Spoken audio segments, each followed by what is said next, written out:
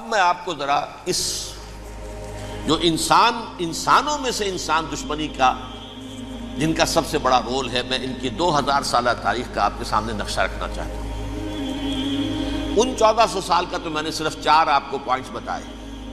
موسیٰ سے عیسیٰ تک 1400 برس علیہم الصلوۃ والسلام، 2 مرتبہ عروج، 2 مرتبہ زوال، اشیریوں کے ہاتھوں پٹوائی، بابلیوں کے ہاتھوں پٹانا، گریکس کے ہاتھوں مرمت، رومنز کے ہاتھوں مرمت۔ یہ جو 2000 سال ہیں، کیونکہ اب تو ظاہر بات ہے 21ویں صدی شروع ہو گئی، 20 صدیاں حضرت مسیح کو پوری ہو گئی۔ پہلی بات نوٹ کیجئے، حضرت مسیح کی پیدائش ہے سن 1 قبل مسیح۔ یہ نقطہ آپ نے کبھی سنا ہے یا نہیں؟ جب ملینیم کا سلسلہ شروع ہوا تھا پچھلے سال، تو میں نے بیان کر دیا تھا کہ ایک عجیب حساب کے اندر انہوں نے غلطی کی ہوئی ہے۔ حضرت مسیح کی پیدائش ہوئی 25 دسمبر کو، سن انہوں نے شروع کر دیا، جو اس کے بعد جنوری آئی تو پہلا سال شروع ہو گیا۔ اگر جنوری سے پہلا سال شروع ہوا تو یہ 6 دن جو ہے تو اس کے پچھلے سال میں تھے، لہذا کہا جائے گا کہ Jesus Christ was born 1 year before Christ, BC۔ تو 1 قبل مسیح میں حضرت مسیح کی پیدائش ہوئی۔ یہ آخری اسرائیلی نبی اور رسول۔ یہودی علماء کی مخالفت، دشمنی، سولی پر چڑھوا دینا میں بیان کر چکا ہوں۔ سن 33 عیسوی میں جبکہ حضرت مسیح کی عمر 33 برس تھی، اللہ تعالیٰ نے انہیں زندہ آسمان پر اٹھا لیا، لیکن یہودیوں نے اپنے خیال کے مطابق انہیں سولی پر چڑھوا دیا، ان کی موت واقع ہو گئی۔ اگرچہ اس کے بعد یہ اختلاف ہے ان میں، یہودی کہتے ہیں وہ سولی پر چڑھ گیا، ختم ہوا، مر گیا۔ عیسائی کہتے ہیں نہیں، انتقال ہوا ہے مسیح کا صلیب پر، لیکن پھر وہ دوبارہ زندہ ہو گئے ہیں۔ ان کی لاش ایک غار میں رکھ دی گئی تھی، وہاں ریزریکشن ہو گیا، ان کا باعث بعد الموت وہی ہو گیا، اور پھر انہیں اللہ نے زندہ آسمان پر اٹھا دیا۔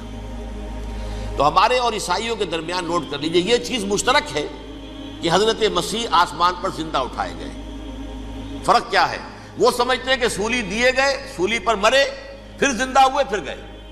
ہم سمجھتے ہیں کہ نہیں، وما صلبوہ وما قتلوہ، انہوں نے نہ صلیب دے سکے انہیں اور نہ انہیں قتل کر سکے، بل رفع اللہ الیہ، اللہ نے اٹھا لیا۔ پھر ہمارا اور یہ اس کا عیسائیوں کا ایک اور اتفاق ہے، سیکنڈ کمنگ آف جیسس، حضرت مسیح دوبارہ آئیں گے۔ یہ عیسائیوں کا بھی عقیدہ ہے اور ہمارا بھی۔ بہرحال تو جیسا کہ میں نے عرض کیا کہ اس وقت یہ عذاب استیصال، عذاب اکبر کے مستحق ہو چکے تھے، لیکن اللہ نے ان کی مدت دراز کی ہے، لیکن ان پر دنیاوی عذاب کا ایک کوڑا جو ہے اللہ تعالیٰ کی طرف سے اسی وقت برسا۔ دنیاوی عذاب دنیا میں رہتے ہوئے ختم نہیں کیا گیا۔ 37 برس بعد حضرت مسیح کے رفع سماوی کے 37 برس بعد سن 70 میں یہودیوں نے بغاوت کی رومیوں کے خلاف۔ رومی ٹائٹس جنرل تھا ایک، اس نے پھر جو حملہ کیا ہے، 1,33,000 یہودی ایک دن میں قتل کیا یروشلم میں، اور ہیکل سلیمانی گرا دیا۔ وہ ہیکل پہلے بھی گرا تھا، پہلے 1400 سال کے دوران میں بھی نبوکدنضر نے گرایا تھا، لیکن پھر اس کے 150 سال بعد انہوں نے دوبارہ بنا لیا تھا، اس لیے وہ اسے سیکنڈ ٹیمپل کہتے ہیں۔ پہلا ٹیمپل جو حضرت سلیمان نے بنایا تھا، نبوکدنضر نے گرا دیا 587 قبل مسیح میں، پھر دوبارہ انہوں نے 150 سال کے بعد بنا لیا۔ وہ اس تاریخ کا حصہ ہے، میں نے جس کے بارے میں آپ کو تفصیل نہیں بتائی۔ اس میں یہ ہوا سن 70 میں وہ گرا دیا گیا، وہ آج تک گرا پڑا ہوا ہے۔ نمبر 2، یہ کہہ دیا گیا کہ یہودیوں اس ارض فلسطین سے نکل جاؤ، تم یہاں نہیں رہ سکتے اب۔ لہذا جس کا جہاں سینگ سمایا چلا گیا، یورپ میں چلے گئے، ایشیا میں آ گئے، عرب میں آ گئے، یہ 3 قبیلے جو رات بھی میں نے عرض کیا تھا، بنو قینقاع، بنو نذیر اور بنو قریظہ، یہ وہاں سے آ کے مدینے میں آباد ہو گئے۔ جس کا جہاں سینگ سمایا، افریقہ میں، ہندوستان میں، جہاں چلے گئے، ڈایاسپورا اسے کہتے ہیں، وہ آپ نوٹ کر لیجیے اس لفظ کو، ڈایاسپورا، ہمارا دور انتشار، جبکہ ہمیں ہماری اصل سرزمین تو فلسطین ہے، حضرت ابراہیم کا مسکن، حضرت اسحاق حضرت یعقوب کا مسکن فلسطین، یہ ہے ہماری اصل جاگیر، یہ تو ہماری جدی پشتی جاگیر ہے، لیکن یہاں سے نکال دیے گئے سن 70 عیسوی میں، اور وہاں سے لے کے 1917 تک ان کا ڈایاسپورا جاری رہا۔ یہ دور انتشار ہے۔ اس دور انتشار کے اب چند حصے ہیں جس کو میں چاہتا ہوں کہ آپ علیحدہ علیحدہ سمجھ لیں۔ دور انتشار کا جو پہلا جو ہے تقریباً 300 برس رومی حکمران تھے، وہ یہودیوں کے بھی دشمن تھے اور عیسائیوں کے بھی دشمن تھے۔ عیسائی اور یہودی ایک دوسرے کے بھی دشمن تھے، لیکن رومی سمجھتے تھے کہ یہ ایک ہی تھیلی کے چٹے بٹے ہیں۔ رومیوں کے نزدیک عیسائی بھی یہودیوں ہی کا ایک فرقہ تھے، کوئی علیحدہ مذہب تو تھا ہی نہیں۔ لہذا رومی جو ہیں رومنز، وہ ان دونوں کو ستاتے تھے، مارتے تھے، اور یہ آپس میں لڑتے تھے۔ یہودی عیسائیوں کو مارتے تھے، عیسائی یہودیوں کو مارتے تھے۔ یہ ہے 300 برس تک کی تاریخ۔ سن 300 عیسوی میں کیا ہوا؟ ایک معجزہ ہو گیا۔ بہت عظیم ایمپرر کانسٹینٹائن، قسطنطین اعظم، رومن ایمپررز میں سے بہت بڑا ایمپرر، وہ عیسائی ہو گئے۔ اب تو معاملہ بالکل تلپٹ ہو گیا، پوری سلطنت عیسائی ہو گئی۔ اب عیسائیوں کے عیش ہو گئے اور یہودیوں پہ مار پڑنی شروع ہوئی۔ اب عیسائیوں کا آپ خود سوچئے کہ جنہیں وہ خدا بنا بیٹھے ہیں، خدا کا بیٹا قرار دے رہے ہیں، ان کے قاتل کون؟ یہودی بدماش۔ لہذا ان کی وہ پٹائی شروع ہوئی ہے یورپ میں، پوری رومن امپائر میں انہیں ذلیل کیا گیا۔ شہروں میں آمد بند، علیحدہ رہو، گھیٹوز کے اندر رہو۔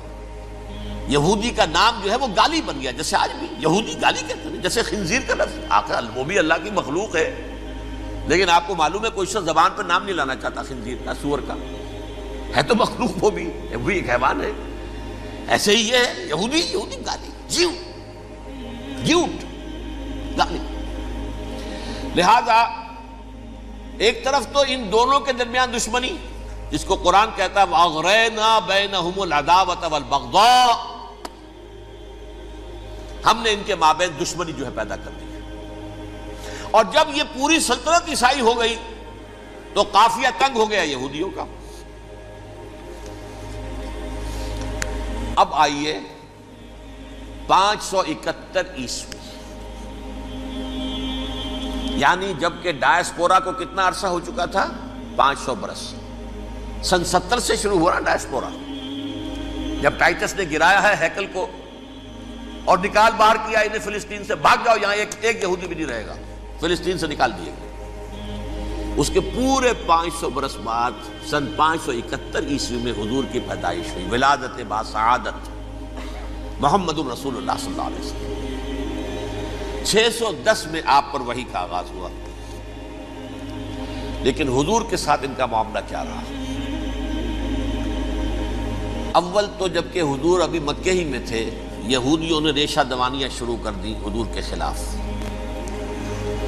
قریش مکہ کو سکھاتے تھے، پڑھاتے تھے، ان سے یہ پوچھو، ان سے یہ پوچھو، یہ اس طرح تنگ کرو، ان سے یہ امتحان لو، یہ آپ کے علم میں ہے۔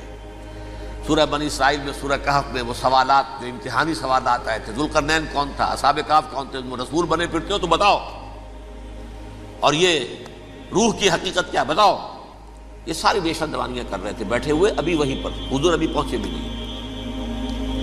ہجرت فرما کر حضور تشریف لے آئے تو حضور نے، جسے ماسٹر سٹروک کہا جائے گا، یعنی اسٹیٹس مین شپ کا ماسٹر سٹروک، آپ نے مدینے میں آتے یہودیوں کے ساتھ پیکٹ کر دیا، جوائنٹ ڈیفنس پیکٹ آف مدینہ، کہ اگر مکے والے ہم پر حملہ کریں گے تو ہم مل جل کر ایک قوم کی حیثیت سے مقابلہ کریں گے۔ یہ میثاق مدینہ کہلاتا ہے، جس کے بہت غلط معنی پہنائے جا رہے ہیں آج کل۔ بہرحال میں موضوع میرا چونکہ یہ نہیں، میں ادھر نہیں جاؤں گا، لیکن ہوا کیا؟ ہر مرتبہ یہ خیانت کے مرتکب ہوئے، ان نے جو عہد کیے تھے ان سے پھرے، اندر ہی اندر سازش، ریشہ دوانی، حضور کی بدترین دشمنی۔ سورہ نساء کی آیت نمبر 12 میں 14 میں 13 میں فرمایا ہے لا تزال تطلع علی خائنۃ منہم، اے نبی ہمیشہ آپ کے علم میں ان کی طرف سے خیانتیں، بددیانتیاں آتی رہیں گی. اور بار بار وہ مسلسل جنگ کی آگ بھڑکاتے تھے. قریش کو دعوت دیتے، آؤ آؤ آؤ ہم اندر سے بغاوت کر دیں گے، تم آؤ تو صحیح، ختم کریں محمد کو اور اہل ایمان کو صلی اللہ علیہ وسلم رضی اللہ تعالی عنہم اجمعین. لیکن پھر جب وہ آتے تھے تو یہ دبک جاتے تھے، ان میں ہمت نہیں تھی، میدان کے مرد نہیں رہے تھے. یہ سورہ حشر میں ان کا نقشہ کھینچا گیا ہے. کھلے میدان میں مقابلے کی اس کے اندر صلاحیت ہی نہیں. یہ تو فصیلوں کے پیچھے سے، جیسے عورتیں کہیں دیہات میں لڑائی ہوتی ہے تو مرد جو ہے گلیوں میں لڑتے ہیں، عورتیں اوپر سے پتھر پھینکتی ہیں، بس وہ کام یہ کر سکتے تھے. من ورائے جدر، فصیلوں کے پیچھے سے، جنگ میں میدان میں نہیں آ سکتے. بہرحال قرآن مجید میں ہے یہ سورہ مائدہ کی آیت نمبر 64، کلما اوقدوا نارا للحرب اطفاها اللہ. اکثر و بیشتر مواقع پر تو یہ جب آگ بھڑکاتے تھے جنگ کی، اللہ اسے بجھا دیتا تھا. لیکن بہرحال اس کے باوجود جنگیں ہوئی، غزوہ بدر، غزوہ احد ہوئی کہ نہیں، یہ ساری اس اصل شرارت ہوئی. اور اس کے نتیجے میں حضور نے پھر ایک ایک کر کے 3 قبیلوں کو سزا دی. غزوہ بدر کے فوراً بعد بنو قینقاع نکالے گئے مدینے سے، غزوہ احد کے فوراً بعد بنو نذیر نکالے گئے، اور غزوہ احزاب کے بعد بنو قریظہ نکال دیے گئے. یہ تو میں نے آپ کے سامنے رکھ دیا صرف حضور کے زمانے میں ان کا کیا رویہ رہا. دشمن، رات بھی ہم نے وہ آیت پڑھی تھی، لَتَجِدَنَّ أَشَدَّ النَّاسِ عَدَاوَةً لِلَّذِينَ آمَنُوا الْيَهُودُ وَالَّذِينَ أَشْرَكُوا. اہل ایمان کی دشمنی میں شدید ترین تم پاؤ گے یہودیوں کو اور مشرکین. مشرکین بھی بعد میں ہے، پہلے یہودی. حضور کے بعد کیا ہوا اب یہ نوٹ کیجئے، یہ ان کی تاریخ کا دوسرا دور ہے. حضرت عمر رضی اللہ تعالیٰ عنہ قائد خلافت ہے. بیت المقدس کا محاصرہ کیا گیا، فصیل بڑی اونچی، شہر اندر سے سیلف سفیشنٹ، حملے کا راستہ کوئی نہیں. محاصرہ طول کھینچ رہا ہے لیکن ان کے پاس رسد بھی موجود ہے، پانی بھی موجود ہے، وہ دروازے بند کر کے بیٹھے ہوئے ہیں. بالآخر اللہ تعالیٰ کی مشیت کا ظہور کیسے ہوا؟ ان کے کچھ علماء آئے فصیل پر، کہا دیکھو مسلمانوں، تم قیامت تک بھی یہاں پڑے رہو گے محاصرہ کر کے، ہمارا یہ شہر فتح نہیں ہوگا. ہاں ایک درویش بادشاہ کے ہاتھوں یہ شہر فتح ہونا ہے، لیکن تمہارے اندر ہمیں وہ نظر نہیں آ رہا.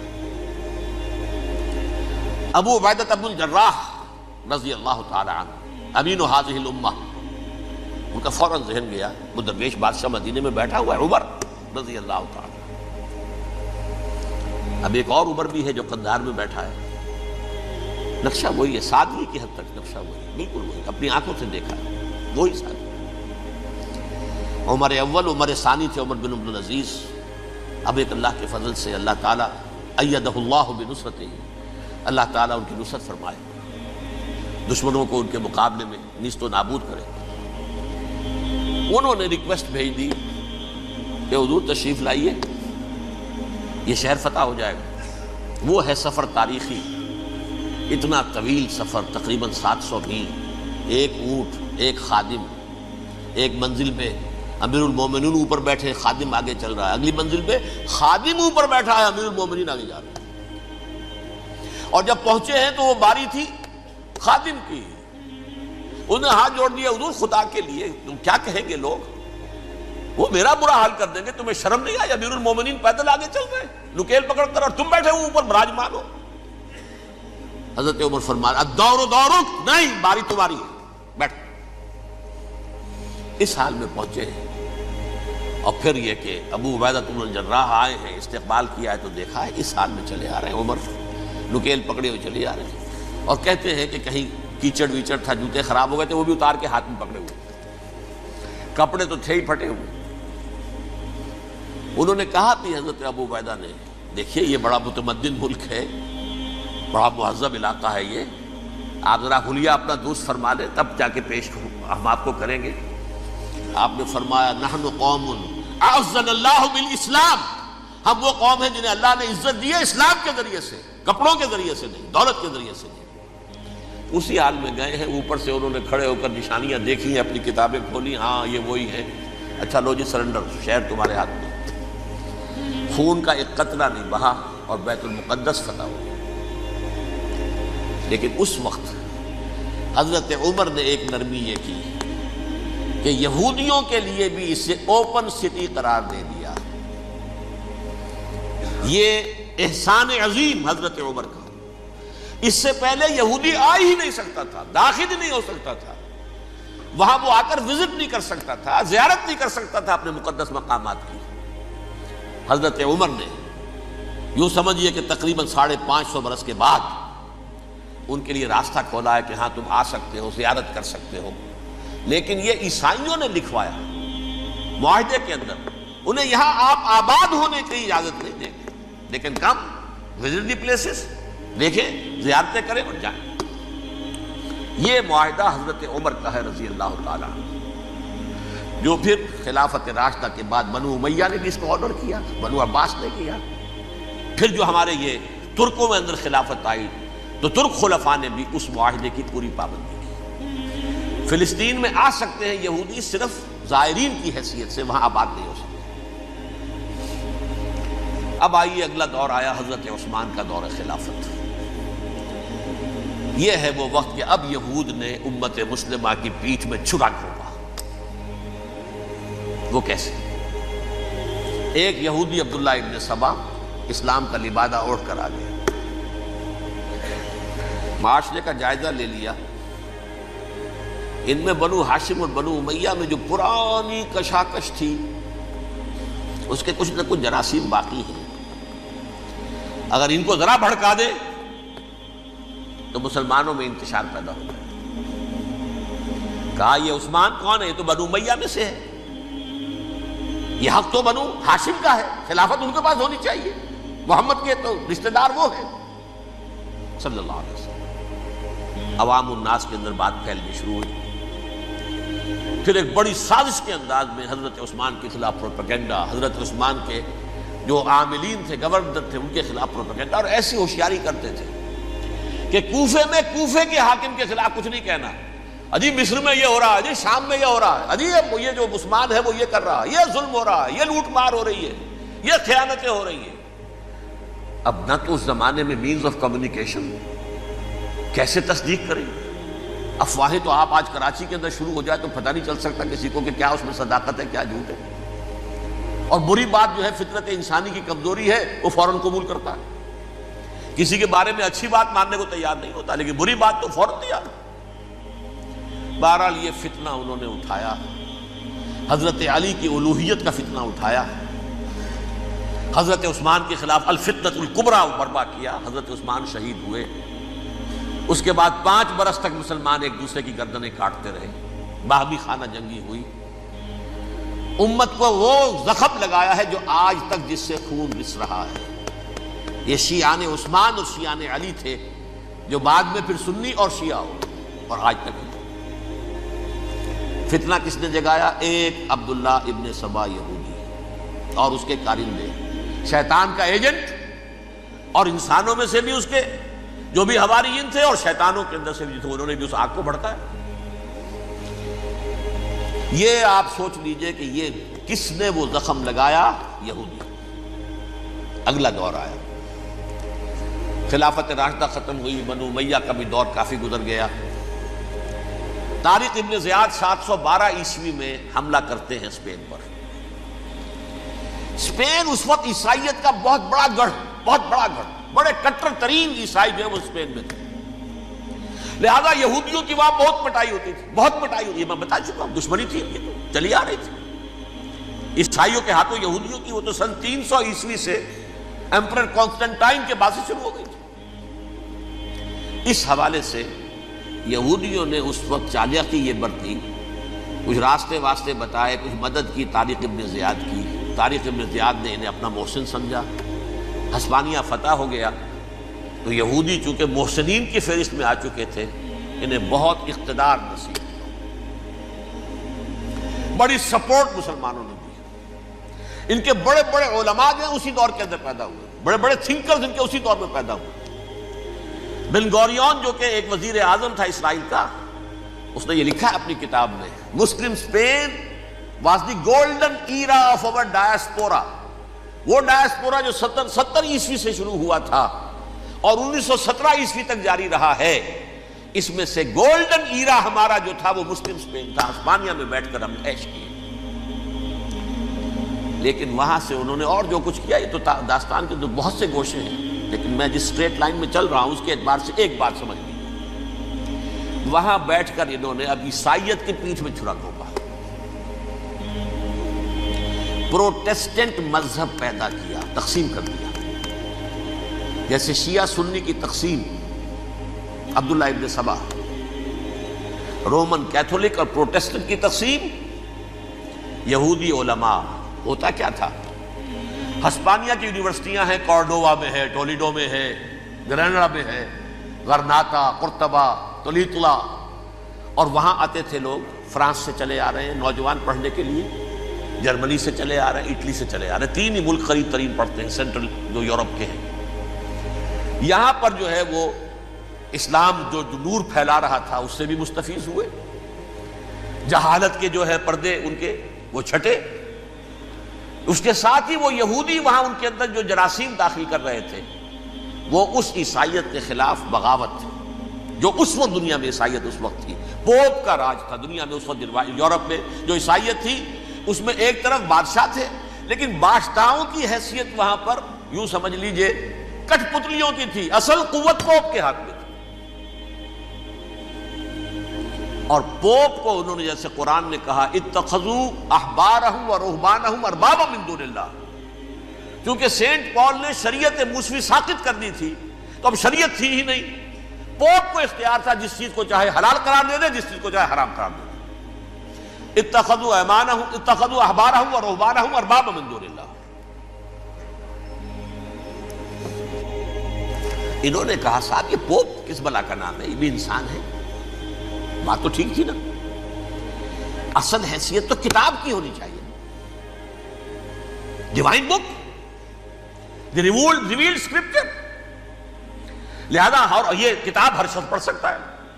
کوئی پوپ کے باپ کو جو ہے کوئی اس کے لیے پروپرائٹری رائٹس تو نہیں ہے کہ صرف پوپ پڑھ سکتا ہے یا پادری پڑھ سکتے ہیں. ہم بھی پڑھ سکتے ہیں، ہم بھی سمجھ سکتے ہیں. یہ باتیں تھی کہ جن کو بڑھا چڑھا کر بیان کر کے اور پوپ کا اقتدار ختم کرا دیا اور توجہ مرکوز کر دی بائبل کی طرف. اب بائبل میں بڑا حصہ تو اولڈ ٹیسٹامنٹ کا ہے. نتیجہ کیا ہوا؟ یہود کی عظمت پروٹیسٹنٹس کے نزدیک مسلم ہو گئی. اصل قوم تو یہ ہے. وہ دشمنی بدلی کہ نہیں بدلی؟ موسیٰ کے امتی یہ ہے، تورات موسیٰ کو دی گئی، ابراہیم کی نسل یہ ہے. لہذا وہ جو دشمنی تھی، جو عداوت تھی کہ ہمارے خدا کو سولی چڑھانے والے ہیں یہ بدماش، اس کا ازالہ ہوا اس پروٹیسٹنٹ مذہب کے نتیجے میں. یہ میں اب آپ کو بتاتا ہوں کہ ایک نتیجہ وہ نکلا ہے جسے برٹرنڈ رسل نے بیان کیا ہے. اس کی کتاب ہے ان پریز آف آئیڈلنس، صفحہ 108. وہ لکھتا ہے the Christians retaining the Judaic belief in special revelation added to it the Roman desire for world wide domination and the Greek taste for metaphysical subtleties. The combination produce the most fiercely persecuting religion that the world has yet known. یہ 3 چیزیں آ کر عیسائیت میں مل گئی. ایک تو جب یہ اولڈ ٹیسٹامنٹ جو ہے وہ ان کے ہاتھ میں آ گئی، اور اس کے میں کچھ آپ کو بتا دیتا ہوں کہ اولڈ ٹیسٹامنٹ کی تعلیمات، کیونکہ یہ اولڈ ٹیسٹامنٹ جو ہے یہ محرف تھی. اصل تورات تو گم ہو گئی تھی 587 قبل مسیح میں، جب پہلی مرتبہ ہیکل جو ہے تباہ ہوا ہے، اس وقت ختم ہو گئی تھی. اس کے کوئی 150 سال کے بعد انہوں نے یادداشتوں سے مرتب کر کے لکھی ہے. اب اس میں ان کے اپنے خیالات، اپنے امانی، اپنی توجیحات وہ شامل ہو گئی. لہذا میں آپ کو حوالے دیتا ہوں اس کتاب کے اندر مظالم کی جو تعلیم دی گئی ہے اہل کتاب نے اپنے مظالم قتل عام کے جواز کے لیے تورات میں تبدیلیاں کی اور پیغمبروں پر دہشت ناکی اور بدترین حرام کاری کے الزامات لگائے. سنیے، پہلا حوالہ ہے یہ گنتی باب 31 آیات 17-18. اس لیے ان بچوں میں جتنے لڑکے ہیں سب کو مار ڈالو، اور جتنی عورتیں مرد کا منہ دیکھ چکی ہیں ان کو بھی قتل کر ڈالو، لیکن ان لڑکیوں کو جو مرد سے واقف نہیں اور اچھوتی ہیں اپنے لیے زندہ رکھو. یہ کسی اللہ کی کتاب کا یہ جملہ ہو سکتا ہے؟ کسی ریویل بک کا؟ اور سنیے، یہ ہے استثناء ڈیٹرانومی باب 20 آیت 16-18. پر ان قوموں کے شہروں میں جن کو خداوند تیرا خدا میراث کے طور پر تجھ کو دیتا ہے، کسی ذی نفس کو جیتا نہ بچا رکھنا، جیسا خداوند تیرے خدا نے تجھ کو حکم دیا بالکل نیست کر دینا. مرد، عورتیں، بچے، بوڑھے سب ختم. یہ کتاب مقدس ہے. اور سنیے، سموئیل باب 27 آیت نمبر 9. اور داؤد نے اس سرزمین کو تباہ کر ڈالا اور عورت مرد کسی کو جیتا نہ چھوڑا. نمبر 4، ان سب آباد شہروں کو ماں، عورتوں اور بچوں کے بالکل نابود کر ڈالا. کتاب استثناء باب 3 آیت 6. یہ ہے جو کہہ رہا ہے برٹرینڈ رسل، کرسچینٹی میں آ کر اب یہ 3 چیزیں شامل ہو گئی. ایک تو یہ باربیرین یہ تعلیم جو ہے، اور یہ مذہب کے نام پہ تعلیم، یہ کتاب مقدس کی تعلیم. نمبر 2، رومنز کے اندر جو ایک تمنا تھی ورلڈ ڈومینیشن کی، وہ عیسائیت کے اندر آ گئی. اس لیے کہ پوری رومن امپائر جو ہے عیسائی ہو گئی، اسے وراثت کے اندر ورلڈ ڈومینیشن کی جو ایک تمنا تھی وہ مل گئی. اور پھر یہ کہ انہوں نے جو توہمات تھے یونانیوں کے، ان کو بھی اپنے ہاں مختلف شکلوں کے اندر جمع کر لیا. ان 3 چیزوں کا the combination produced the most fiercely persecuting religion that the world has yet known. اس کے نتیجے میں دنیا میں تاریخ انسانیت کے اندر جو بدترین خوخار ترین مذہب ہو سکتا ہے وہ شکل عیسائیت نے اختیار کی. اور اس کا مظہر عتم کیا تھا؟ نوٹ کیجیے، صلیبی جنگیں. ایک بات ٹائم ٹیبل کے اعتبار سے نوٹ کر لیجئے گا. فرسٹ ملینیم ختم ہوا، سیکنڈ شروع ہوا.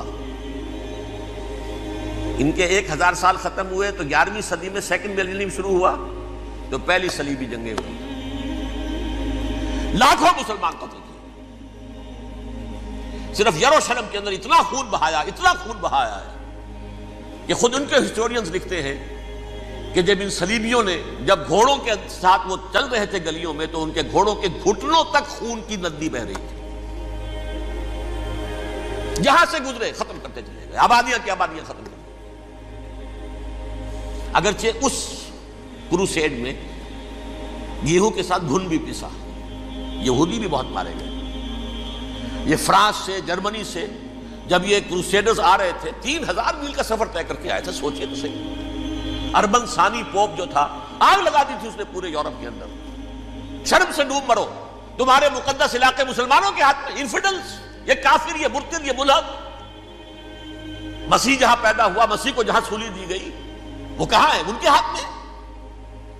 وہ آگ لگائی ہے. 3000 میل کا فاصلہ طے کر کے یہ لوگ قومیں آئی ہیں اور جو تباہی مچائی ہے.